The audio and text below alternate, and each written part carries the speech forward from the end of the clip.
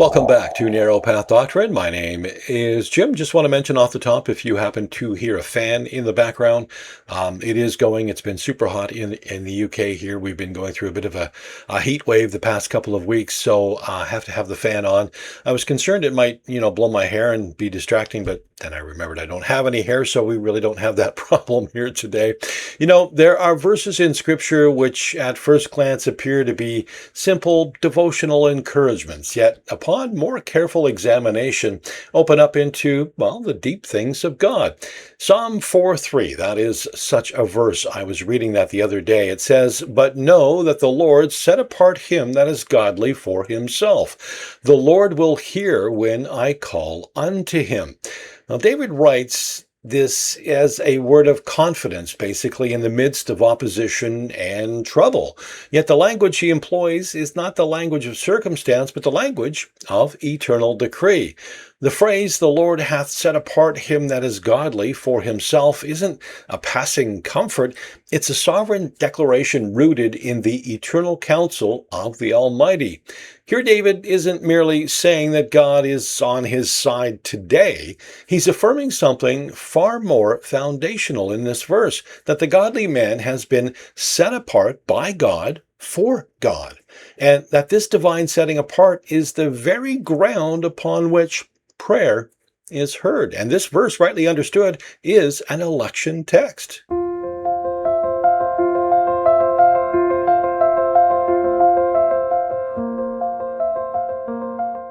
The Hebrew word here carries a sense to distinguish, to separate, to make wonderful, set apart as distinct. It's the same root used in Exodus 8:22, where God declares, "And I will sever in that day the land of Goshen, in which my people dwell, that no swarms of flies shall be there, to the end thou mayest know that I am the Lord in the midst of the earth." There, the word describes God making a visible sovereign distinction between his people and all of the others. Not on account of anything in Israel, but entirely on account of his own sovereign purpose. The same word then governs Psalm 4:3. The Lord has made a distinction. He's separated out a people. He's drawn a line between those who are his and those who are not. And that line was drawn not in time, not in response to foreseen faith or some decision someone made, but in the eternal decree of God. Note carefully that the verb is the past tense, hath set apart. This isn't something God is doing as men exercise their autonomous free wills. It's something already accomplished in the divine reckoning. The setting apart precedes the calling, precedes the faith, precedes the godliness which follows from it. This is the very structure of Pauline soteriology. Romans 8:29 through 30 says, "For whom he did foreknow, he also did predestinate to be conformed to the image of his Son, that he might be the firstborn among many brethren. Moreover, whom he did predestinate, them he also called, and whom he called, them he also justified, and whom he justified, them he also glorified." The divine act comes first, everything else follows from it.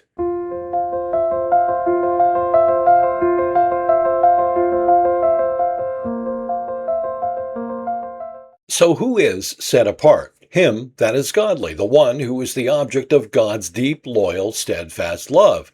And this is a profoundly theological word used in this verse. It's not simply a morally upright man by some natural effort. He's the one who belongs to the covenant, one who has been brought within the circle of God's steadfast love. The godliness described here is not the cause of God's setting apart, it's the fruit of it. And this is critical to understand. The Arminian reads this verse and concludes that God set apart those whom he foresaw would be godly, that the godliness precedes and conditions the divine election. That's reading the text backward. Scripture everywhere makes plain that godliness is the product of sovereign grace, not its ground.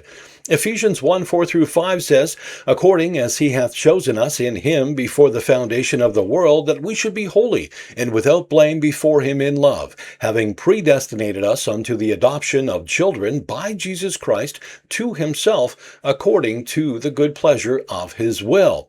We were chosen that we should be be holy, not because we were foreseen to be holy. The holiness is the end appointed. The election is the decree that secures it.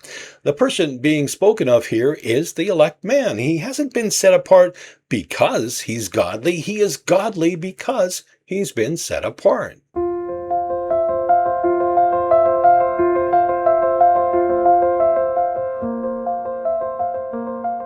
This may be the most weighty clause in the entire verse. Set apart him that is godly for himself. The ultimate end of election is not merely the salvation of sinners, it's the glory and possession of God. The elect are set apart as God's own special property, his treasure. And this language echoes throughout all of Scripture. Deuteronomy 7:6 says, "For thou art an holy people unto the Lord thy God. The Lord thy God hath chosen thee to be a special people unto himself above all people that are upon the face of the earth." And Titus 2:14 says, "Who gave himself for us, that he might redeem us from all iniquity, and purify unto himself a peculiar people, zealous of good works." The elect are not merely saved from something, they are saved unto someone. God sets them apart for himself, for his own glory, his own possession, his own delight. This is why election can never be grounded in the creature. If God chose men because of their godliness, their foreseen faith, or their ultimate decision, then in some measure they would be set apart for themselves. Their own virtue would be the basis. But when God sets apart those for himself, the entirety of the transaction is God-centered, God-initiated, and God-glorifying from beginning to end.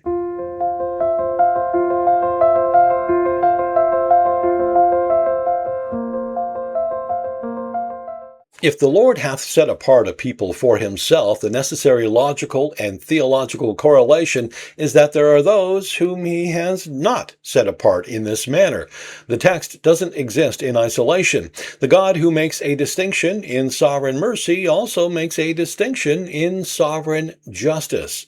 Proverbs 16:4 declares the Lord made everything, even the wicked, for the day of evil. Jude 4 speaks of certain men who were before of old ordained to this condemnation. And Romans 9:21 through 22 says, "Hath not the potter power over the clay, of the same lump to make one vessel unto honor, and another unto dishonor? What if God, willing to show his wrath and to make his power known, endured with much long suffering the vessels of wrath fitted to destruction?" The same sovereign God who sets apart the godly for himself has, by his eternal decree, appointed the reprobate unto their just condemnation. This isn't an accident of divine foreknowledge. It's not mere withholding of election. It's the active decree of a sovereign God who works all things after the counsel of his own will. The distinction David celebrates in our verse here today, Psalm 4:3, that the Lord hath set apart him that is godly, is only comprehensible against the backdrop of a world in which not all are so set apart. The mercy is real because the justice is real. The election is sovereign because the reprobation is sovereign. These are the two sides of one eternal decree.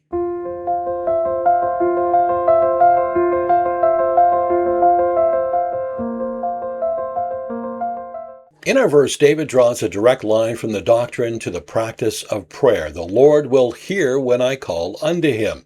This is the pastoral fruit of the doctrine of election.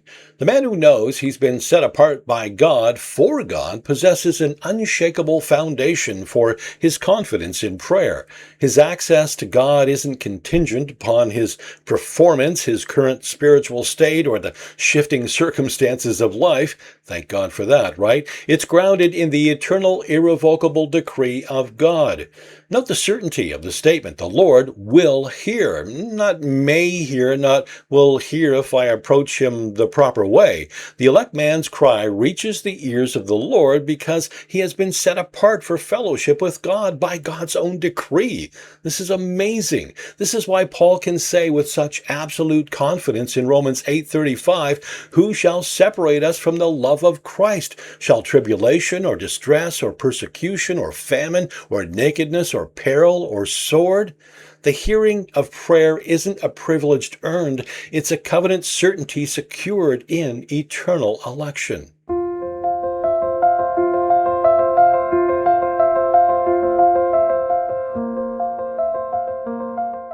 So in conclusion here today, Psalm 4:3 is not an outlying proof text. It's a window into the eternal purpose of God.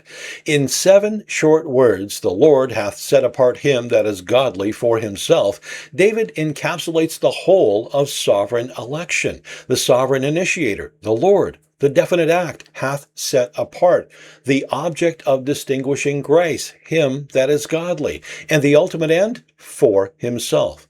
The godly man is not godly and therefore chosen, he's chosen and therefore godly. The Lord has made that distinction. The Lord secures the outcome, and the Lord will hear when that man calls. So, to the one who has been thus set apart, let this be your confidence in prayer, in suffering, in every hour of doubt and trial. You were not an afterthought in the divine counsel. You were written in the Lamb's book of life before the foundation of the world. God didn't merely offer you salvation and wait for you to make a decision. He set you apart for himself, and he will hear you when you call. All right, thank you so much for joining me here today. I hope you found this edifying. If you did, be sure to give it a thumbs up and share it with others. And if you have not subscribed to the channel as of yet, please be sure to do so and click the notification bell to get updates when new videos like this one come out. So until next time, remember, true doctrine matters. God bless. With his hands he upholds, with his hands he holds you close, with his hands he draws you near, in his hands there is no fear.